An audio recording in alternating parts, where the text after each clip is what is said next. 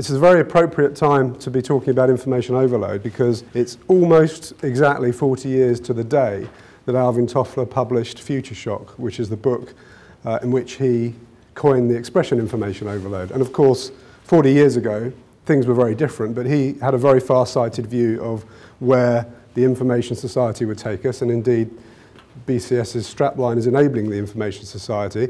I come at this from a very interesting perspective. I look at it from the psychological angle, because the information society is comprised 100% of what I call Stone Age men and women. We're still very much in the Stone Age in terms of our psychological wiring, something that I will talk about more in a moment. But if you go a bit further back than 1970, you only need to go back another 17 years to find a very interesting historical perspective on the future of the way we work. I recently read a book called, it's about the 1950s, and it's called You've Never Had It So Good by Peter Hennessy, a book I recommend. And in that book, it talks a lot about Churchill's premiership. And in 1953, Churchill had the view that technological advances were coming so thick and fast that he could herald in an age of leisure. And he said, I see a point in the future where we improve productivity so much that the working man, as he then saw it, would have what he's never had, 4 days of work and 3 days fun. So of course we don't have the working man in quite the same way anymore. We have men and women, and they tend to be knowledge workers rather than production workers. But if I look at my contemporaries, my friends, my colleagues, very few of them do a 4-day week. I know one or two that do, and I think we all envy those. But most of them work through the weekend. If they're not tied to a laptop, they're constantly checking their messages. On holiday, they're constantly checking their BlackBerry when they're with their family.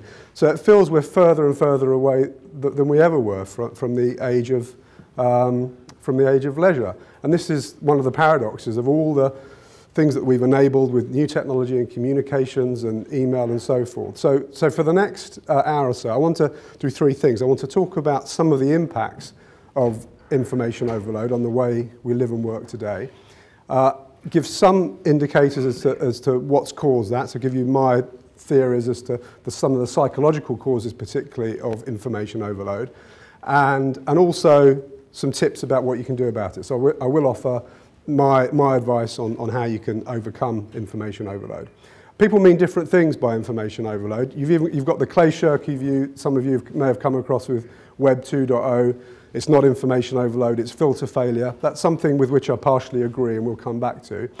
A lot of comment appears online and in the newspapers about the sheer deluge of information that comes at us and is now available online.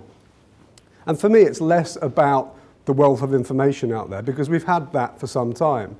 It goes back even further, I think, than the invention of printing. I mean, if you go back to the Library of Alexandria in the 3rd century BC or thereabouts, there was more information there than one man could probably deal with in one go. And any of us that did an undergraduate degree, as I did, before email and before the web, we all felt at one point overwhelmed by the sheer amount of information in the physical library that we stepped into. So I think it's less about that than it is about email particularly. I think email is probably the one area where information overload has some of its most striking impacts on us. So let me talk about some of those impacts. The title of this slide, Email is Ruining My Life, sounds a bit dramatic possibly, but it was actually the title of a Money programme special a couple of years ago. You may have seen it. They followed around some people who were hooked to their BlackBerries and waking up at 3 in the morning and checking every message. So we'll talk a bit more about BlackBerry later. But I am so interested in the impact of technology on the way we work, particularly the psychological aspect of the way we work, that I, having spent 20 years creating the problem, if you like, working in the telecoms industry, I chose to do a master's in business psychology. And one of the things that attracted me to the MSc course at Birkbeck was the fact that there was a module on new technology at work. And I thought, well, this is great. I can't wait to get my hands on all that stuff and read all the papers that I'm sent. And once I got started, I got disappointed quite quickly. And I learned really quickly that social sciences do not keep up with technology, because the way papers are written, the way the data is collected, the way the peer review process works means that it's just not keeping up. For example, one of the best papers I came across on the relationship between email and stress has just been published in a psychological journal. It's just come out. Data was collected in 2000, before BlackBerry. So really, really quite hard to keep up. However, there is some very, very good science on the impact of email in a fixed PC environment, even before we had devices like BlackBerry. So what are the main impacts? The first one, productivity. Something we take for granted, we're kind of used to it, but there is a huge and scientifically verified impact on our productivity because of the way we use email. And the best research on this was done by a lady called Christine Kavanagh in University of Toronto. And she looked at some companies in the US, UK, and Canada and did a kind of self-report time and motion study on the way people used email and how much of that was contributing to their objectives and how much it was just a pain in the backside and was copied unnecessarily and what have you. And she then worked out how much of the company's payroll was being spent on just this email that wasn't really getting them anywhere. And she worked out that it was an average of 12%. So 12% of the average company's payroll was just being spent on useless email. And this was back in 2004. So when I look at 2010 and look at the lens that we now look at these things through, the recession, having to do more with less, cuts everywhere, this strikes me as an extraordinary area to attack. I mean, it's just a huge cost-saving opportunity. Heaven knows how much central government is spending on unproductive use of email. The second area, and again, one that is pretty well verified in research, is interruptions. So those of you like me who use Outlook 2007 know there's a number of ways every new email can announce itself. We have the beep, we have the little envelope in the toolbar at the bottom. If you watch your cursor closely, it flashes and changes shape into an envelope. And then most disruptive of all for me, I think, the text that appears showing you what the email says at the bottom. So if you're working on something and an email comes in, you're going to be interrupted. And again, the science tells us that if you are interrupted, on average, it'll take you 64 seconds to get back to what you were doing before. And 41% of the time, you'll never get back. You'll just be completely sidetracked. And in addition to just being taken off course, the other thing that it has an impact on is our cognitive ability.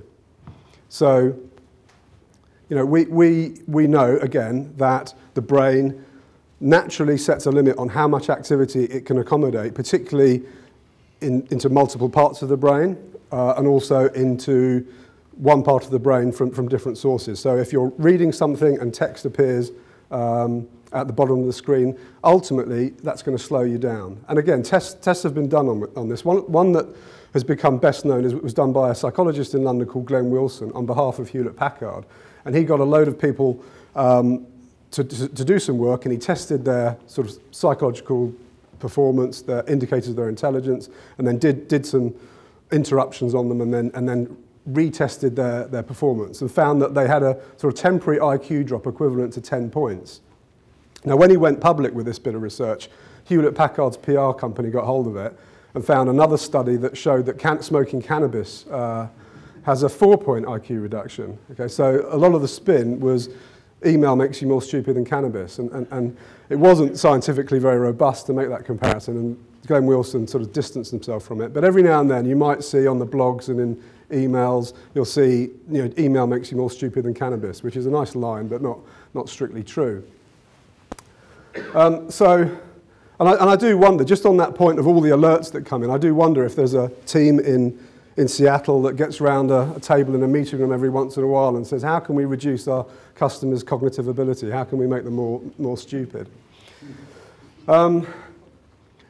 Moving and digressing slightly away from email for a moment. The other thing about the information age is that there are so many things out there. It becomes very easy not just to be interrupted and distracted by email that comes in and hits us. There are actually a number of things that tempt us away from what we're doing. There are so many distractions, whether it's social networking or the internet. We very, very easily get taken away just through our own lack of discipline. So an example of some of the distractions out there.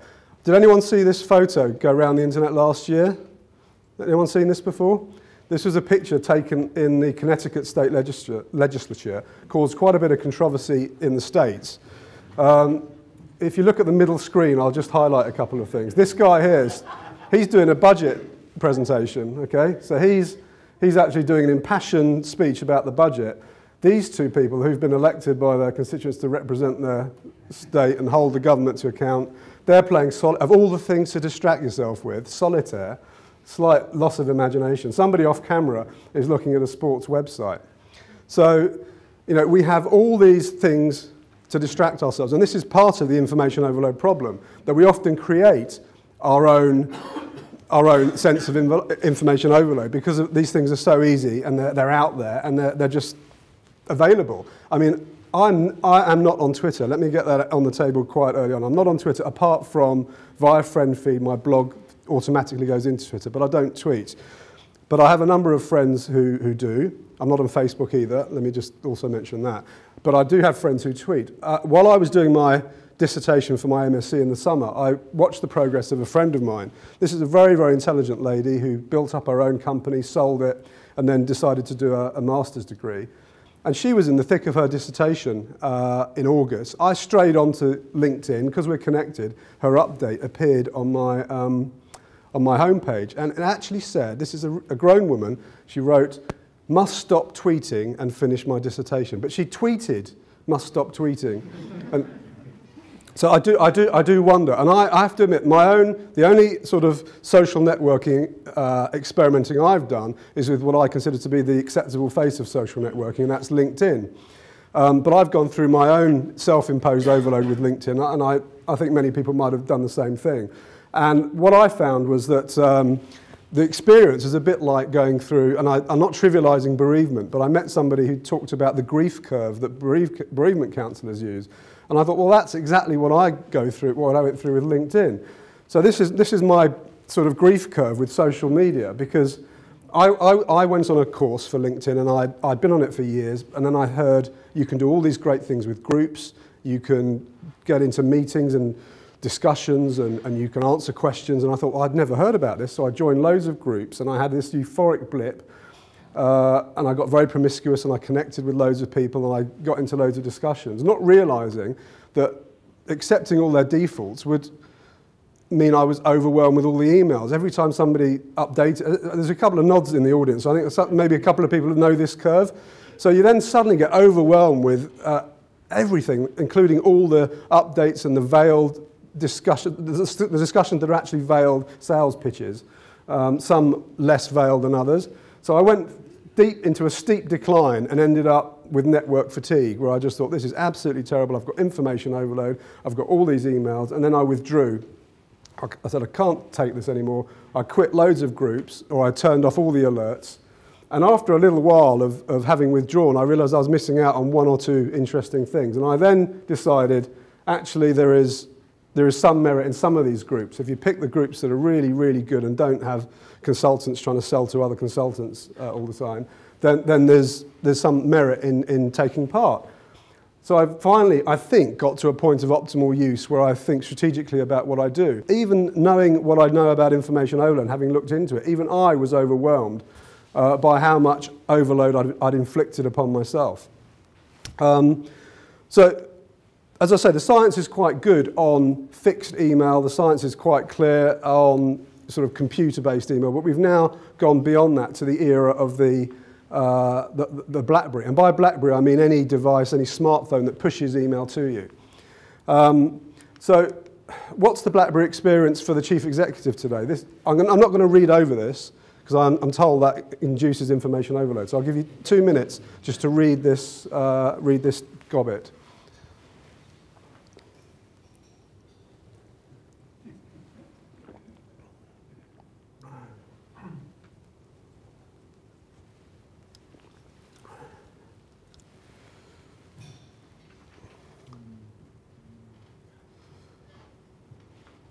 I'm hearing a couple of guffaws of recognition here. So would anyone be prepared to admit that this speaks to their own experience of BlackBerry at all? Okay, so there's a couple of people acknowledging that they too have this. What about spouses or partners? Anyone recognise this behaviour in? Yeah, a few more possibly. What about bosses? Anyone experienced a boss who has this sort of behaviour? Yeah, a couple of nods and hands going up. Okay, so we've probably all been in a meeting with somebody like this, we've probably all been trying to keep the attention of somebody who's constantly looking at their emails. I think this is one of the most damaging aspects of information overload. If you had to pick one area, I think this is damaging in all sorts of ways. Aidan Heavey is not an idiot. He's built up a very successful company. Tullow Oil is hugely valuable, and yet, with this sort of behaviour, what must it be like to work for him, to live with him, and what sort of example does that set to other people within the company? What is the culture like? What happens to leadership behaviours in that context? What happens to emotional intelligence, to delegation, to work-life balance? All these things, I think, to suffer. And this is where we get the sort of concept of email addiction and crackberry. And it's interesting, AOL run a survey every year on email addiction, and they ask, what's the most unusual place that people check their email from? And there's a top 10 that comes out every year. So I've got the most recent one here. Can anyone guess what the most popular, unusual place is to check one's email? Lavatory. Number 2, lavatory. Number 1, it's actually the bedroom. It's actually in bed. So the most popular place, 67%, the most popular, unusual place from which to check your email is in bed. So, and I know couples where both partners on their respective bedside table have the BlackBerry on all night, wake up in the early hours of the morning and read their emails. Can anyone guess what the third one is? Most worrying, this one for me. No, toilet was number 2. Fumi had it, yeah. Driving, 50%, up from 37% the previous year. Again, I think again, this is worrying. This is worrying from not just our work performance, but also our family lives.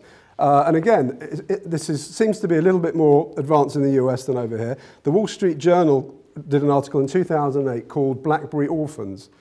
And I don't really have to explain what that means. It's terrible that they had to come up with that.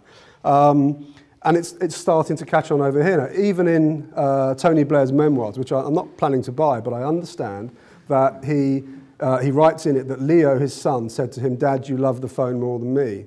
You know, I find that a bit worrying. I recently met somebody who used to work at Intel, doing a global role for them, looking at their own senior managers' use of information. And so this is secondhand, but he worked with a senior manager who admitted to him that when his son begged him to get the latest Harry Potter novel, he got it in ebook format. And he did it so that he could load it up on his device and then read to him at bedtime and look at his emails as they come in. So again, I worry about what this does to us, the mindset and what this is doing to us in our relationship with other people, not just at work, but at home. But we just mentioned it, driving. Again, the science is moving, the technology is moving all the time, and it's moving more quickly than we can keep up with. Anyone hear about an announcement that was jointly made about 6 weeks ago in the US between Research in Motion, the makers of BlackBerry, and BMW? They made a joint announcement, no? It was that you could now, using Bluetooth, sync your inbox with your car. Okay, so this is what it looks like.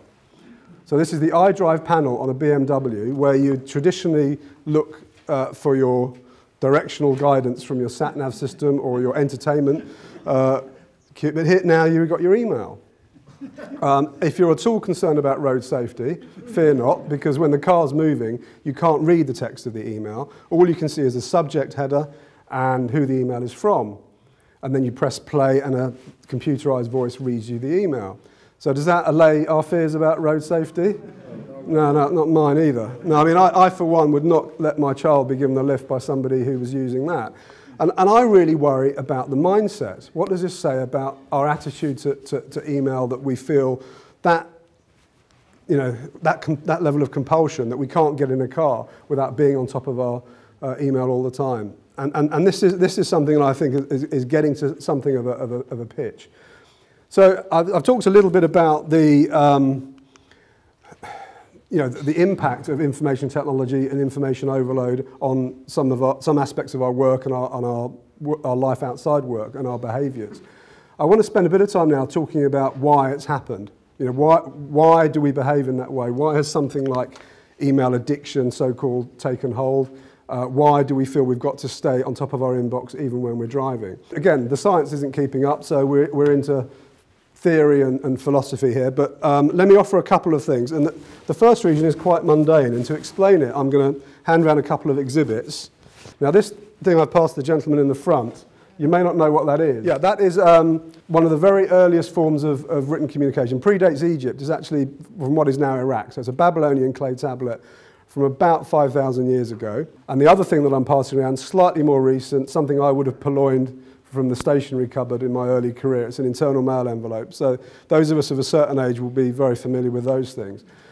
So let me put up a picture of those. Why have I put a picture up of a clay tablet and an internal mail envelope? Let me explain. Stay with me on this one. What do we know about these clay tablets? The first time that we had written formal communication, when the Fertile Crescent became established as a region for the very early civilization, lots of grain, they had to store it, so a bureaucracy rose up around it to distribute it, and very primitive law arose, and that particular tablet that's being handed around has been deciphered. It's a contract for a house and a slave.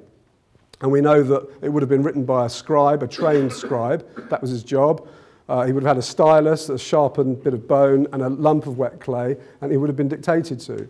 And to avoid somebody smudging it and writing over it, what they would have done was baked it in a kiln, which is why some of these have survived, and they're scattered around museums in different parts of the world. And then it would have been given to the recipient. So we don't know how long it would have taken for the whole process, but I'm guessing 24, 36 hours for the whole thing end to end. So you look on the right, the internal mail envelope. Again, in my early career, this is what people use for formal written communication. You either dictated something, you hand wrote a draft, you'd get an early draft back and make some corrections, you'd get a final draft, you'd sign it, it would get popped in the envelope, in the mailbox, somebody would pick it up and it would go into the internal sorting system. About 24 or 36 hours later, somebody would get it. So the point I'm making here is, for those of us that have been around 20 or so years, it seems as if email and then BlackBerry has sort of come in quite gradually, and we've sort of become accustomed to these things. But actually, in the context of the history of written communication, it's a very, very disruptive and sudden change. And, if you go back 40 years, which I do, before the universal use of the photocopy, there were only 2 or 3 copies of everything. Well, quite. So you didn't send it to people. Exactly. And what you're describing there is a filter. So people talk today about filter failure. Although it was frustrating at the time, you probably found that very frustrating. I found it quite frustrating, the length of time and effort it took to get written communication out. It worked as a very, very effective filter, which is what we're missing today. So if something was really urgent, I would grab the individual, walk over to their desk, or I would ring them up. Likewise, if it was a joke, if it was trivial, if it was something that could wait until I next saw them, I wouldn't bother putting it into writing. And where we are today is that we have these devices which mean we can send formal written communication to as many people as we want, as frequently as we want, regardless of time of day or night, and pretty much regardless of location. And the few locations from where we can't send emails are receding all the time. It's only a matter of time before we can do it routinely on flights, for example. London Underground, that'll take a few years, I sense. But everything else, the barriers are receding all the time. But what explains this compulsion? What explains this so-called addiction? And again, I find that there's very little out there that explains this aspect of human behavior. And I find it quite helpful to use evolutionary theory as a lens, because, as I said at the beginning, we are still wired for our ancestral environment, say 100,000 years ago. We have not really evolved from that environment. And our brain still rewards us for things that are useful to us, or things that are conducive to our survival. So, for example, reproducing, our brain rewards us for doing things that ultimately lead to reproduction. Eating, food types that were scarce in our ancestral environment, so sweet things, salt, fat. We get a little rush in the brain whenever we eat something that's good for our survival. The other thing is gossip. And when evolutionary theorists talk about gossip, they don't mean tittle-tattle in the way that we mean it today. They mean information as currency. So again, in our ancestral environment, gossip could mean where's the food at, who's the leader, who's going to try and depose the leader, who's sleeping with whom. This is useful information, which is why even today, if we get a juicy piece of gossip, we feel the urge to tell somebody in the hope that if we tell them, when they get something juicy, they will tell us. So this is currency and a form of grooming. So if I'm Aidan Heavey or a chief executive, I'm in a meeting with a couple of people and they are presenting something to me for approval, for example, I've got any useful gossip from them in the first couple of minutes of the meeting.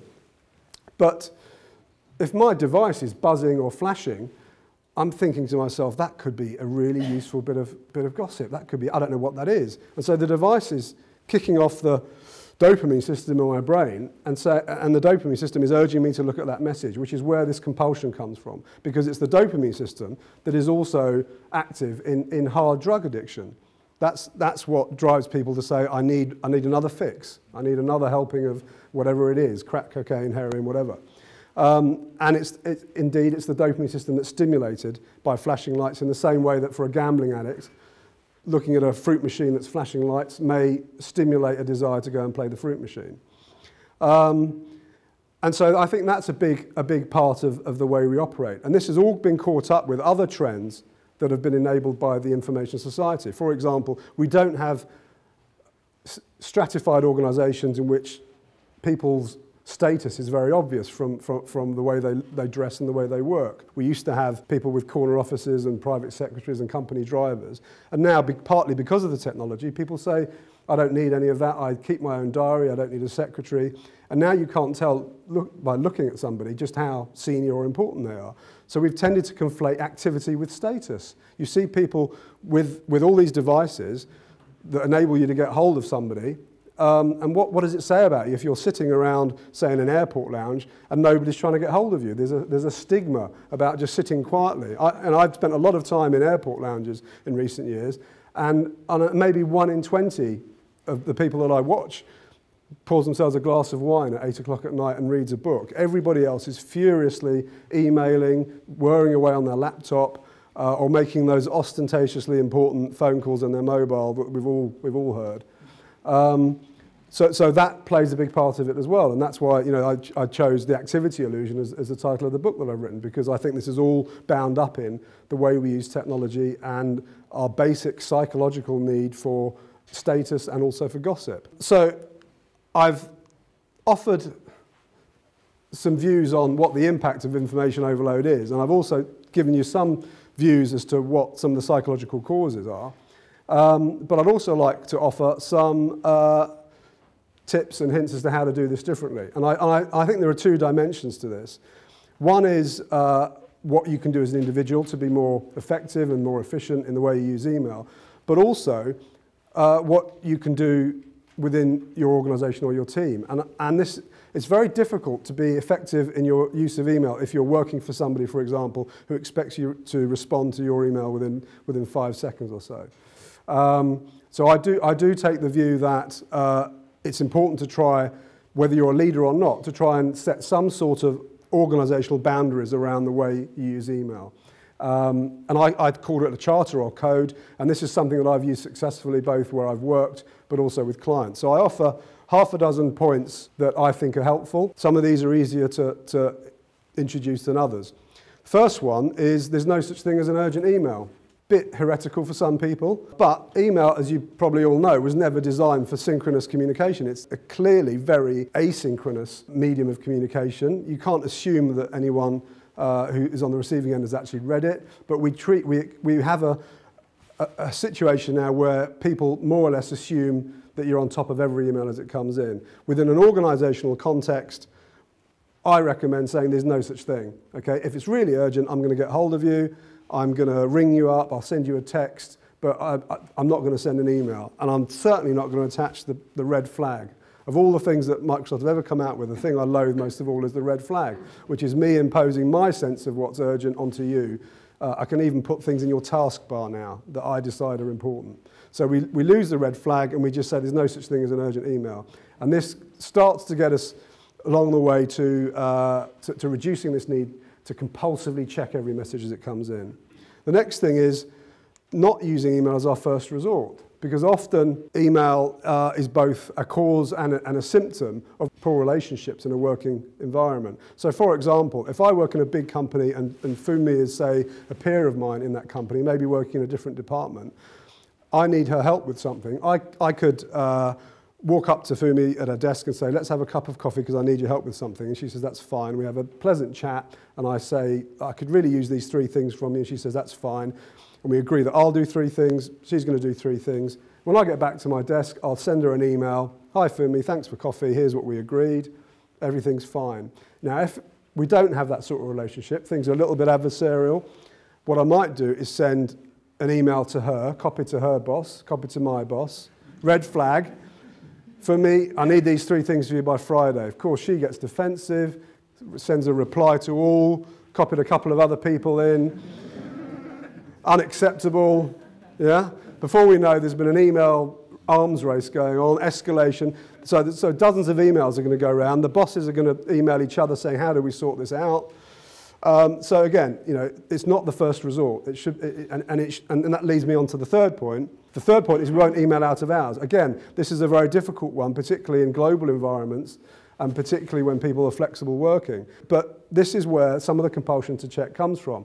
I've worked with a number of chief executives and senior people who say, look, I'm a 24/7 kind of person. I like to work around the clock. I don't expect anyone else to, so it's convenient for me to send my emails out at Sunday afternoon and catch up. I don't expect people to read them or be online. They will, okay? Once people find out that the chief executive's online on a Sunday afternoon, there's this instant need to be responsive, to show you're on the case. You don't want to miss out on a decision that's being made. So sure enough, before long, everyone's replying, reply to all, I'm on the case, look at me. And then it starts out as Sunday afternoon, and then people think, well, actually, I ought to check. I'm out for dinner with my family, it's Saturday night, but actually, I better check and see what's on. And this is where we get to the situation where everybody's checking all around the clock. For anything negative, email's a very, very poor medium. We know about all the stuff that is stripped out of face-to-face communication, the body language, the tone of voice. It's just bare, stark words in an email, prone to misinterpretation. Things can get escalated very quickly if a negative email is sent out. So if you do have something negative to say to somebody, for example, if Fumi were unhappy with the email that I'd sent, she might be better off coming to me directly and speaking to me face to face, and we have a chat about it. The other thing it's very poor for is complexity, and I know this from my previous experience in a large incumbent telephone company that I used to work for. I ended up inheriting a team after an organisational reshuffle, and this team's job was something really, I never did quite work it out, it was something to do with regulatory policy, and they looked at everything that Ofcom did and said, what's the commercial impact? And they seemed to do this by coming to work every day and doing their email and then going home. And they used to have these big email debates about complex regulatory directives. If you printed them out, they would run to 24 pages. And of course, people would reply to each other and the threads would cross, and then there'd be documents that people annotated and edited, and they would cross, versions would go all over the place. And I got copied in all of them because I was the new boss. And I said, this has got to stop. It's just a very poor, email's a very poor medium for that. We have wikis now. So again, anything that's complex, set up a page on a wiki where people can update it and comment and so forth. And finally, this is the very simple one, just don't copy people. You know, don't use reply to all as a reflex. Think very seriously about to whom you're copying every email. That's a template. Obviously, every organisation's got to do something that's right for them. And the other thing that's important is people have to adhere to it. You can't have somebody very senior within an organisation that's adopted a code like this who says, look, I'm 24/7, I'm too busy to look at this sort of stuff, I have to carry on emailing the way I do, because otherwise behaviours won't change. So you do need to adhere to it. If people step out of line, you know, there needs to be some form of sanction about that kind of behaviour. People think it's out, the genie's out the bottle. I do hear people say that it's over, you know, you can't change people's behaviours. You know, there are one or two analogies where I think behaviour has changed. I think of smoking.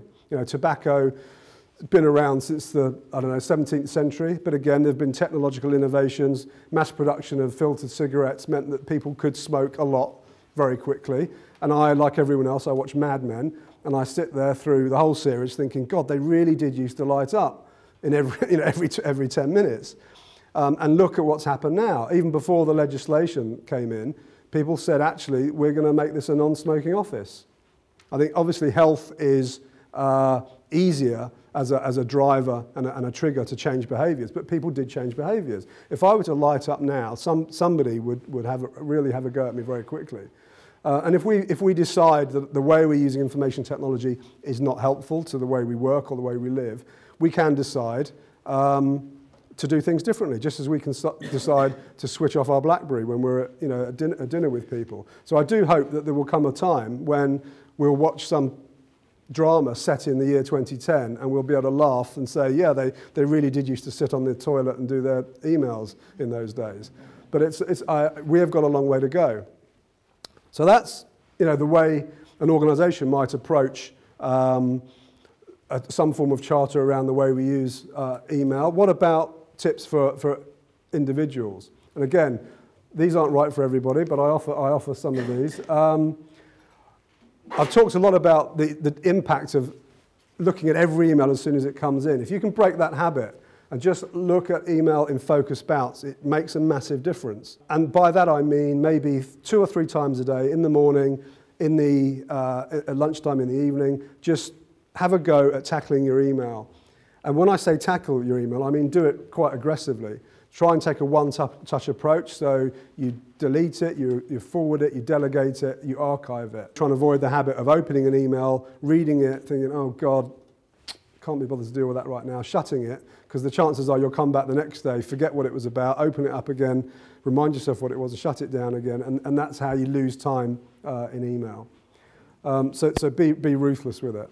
Now this one is an interesting one. I advocate making sure you can see the bottom of your inbox. You know what I mean by that? That's the white space after the last email. So I'd like to do a straw poll. How many people left work today and could see the bottom of their inbox? Way, quite a few. Okay, good for you. It's very liberating, isn't it? Very good. I mean, some people advocate zero inbox, and I think that's, the Buddhist, the Zen approach. I think you end up being a little bit artificial with that. You'll never be zero, and you end up moving the deck chairs around and having a folder that says action, or putting stuff into your taskbar. And actually, by the time you've done that, you might as well just dealt with the email. So I'm quite comfortable as long as I can see the bottom. If you've never been able to see the bottom, I recommend it because you'll feel hugely liberated once you do that.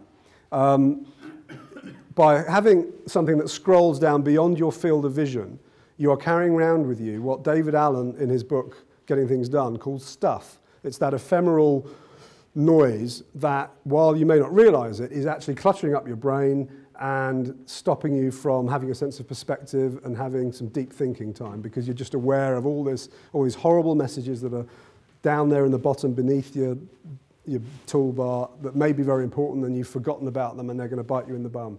So see the bottom of the inbox every once in a while. Those things I talked about, the beep and the cursor that changes shape, you turn them all off. I recommend just turning all of them off. Go into your tools, and it's a very quick thing. I've no idea what 2010 looks like, the version of Outlook for 2010, but in 2007, all 4 of them are on as a default, just turn them off. Better still, when you're focusing on something, exit your email altogether. So if you're writing a document or you're doing a presentation file, make sure you're not going to be tempted to just Alt-Tab or click the mouse and look and see what's come in your email. As we know from those people playing solitaire in Connecticut, we're very, very easily tempted by all these great things that are on our desktop. It's just so easy to flick into it. So I just suggest exiting email altogether. Okay? Now, as a general rule, I'm going to close with a couple of points about innovation, because we're talking about the information society, and you're all involved in innovation in IT. I thought it'd be worth spending just a couple of minutes at the close on what innovations might help with this issue. And I generally have the view that you can't innovate your way out of information overload. And unfortunately, that's not something that appears to be shared by most of the industry. For example, only this week, this is this week's edition of Bloomberg Business Week, and they've interviewed the new chief executive of Twitter, Dick Costolo. And he has said a couple of interesting things. So I think I'll just read some of these out. He says, one of the things that we're seeing is there's just more and more information coming at people on Twitter. So we've got to do a better job of filtering that information. So, I mean, this is the Clay Shirky view, that it's not information overload, it's filter failure. So he goes on to say that people are tweeting from their weight scales, from their tennis shoes that tweet out how fast you run your 5K, an armband that tweets how long you slept last night. And he also says one of the things we'll have to do a much better job of is providing filters for that information, both human-curated filters and algorithmic filters. Now, for me, I think the easiest filter is just not to have your armband tweeting at you while you're sleeping and just follow fewer people and make fewer tweets. I don't see the filter issue here. It's not a technical innovation. You don't have to have a rocket scientist working out algorithms. You just need to turn some of these things off every once in a while and don't follow so many people and don't sign up to so many things. But anyway, I do want to comment on a couple of innovations that you may or may not have heard of. There's been quite a lot of coverage of Gmail priority inbox. Has anybody tried that out? Because I haven't. Yeah? What do you think of it? Helpful? Right. I mean, I think you need to train it from what I understand. For me, I can't really see great value in this because what this means is Gmail automatically, as I understand it, sees the emails that you reply to, sees the senders that you quickly open. So it says these are high priority ones, and it gives them a little coloured envelope if it thinks they're gold. And then you educate the filter and say, well, actually, you put this one as a bronze, but I'd like you to give it a silver priority. My feeling is once you've gone to the trouble of educating your inbox, you might as well have dealt with the emails in the first place. But also, you've still got to deal with everything. And also, I can't see this helping with the frustration of or the compulsion to check. I don't see this addressing that compulsion. So I'm not sure this really has an impact. Zobni I find more interesting. Anybody here use Zobni? Yeah? Okay, worth a look. I mean, it's a very cool brand. It's inbox spelt backwards, which I think is quite neat. It's just a really nice user interface. It taps into the photos on LinkedIn and Facebook, so it just looks nice. But it's also a really great search engine. It's really powerful. You can just see, you type in a name and you see all the emails that you've sent to that person or received, all the attachments come up. And a lot of people say to me that they're very anxious about filing stuff in folders because they're worried they won't be able to retrieve it when they need it. So they keep everything in their inbox that they think they're ever going to need. This is part of the problem of getting your inbox down. Well, Zobni makes it much, much easier to go into just do a quick search and retrieve stuff that you've archived. So I'm a big advocate of Zobni. Now, something that I'd be interested if anyone's heard of a Wayfind. This is in beta in the US. Anybody? No, I didn't think so. It's quite new.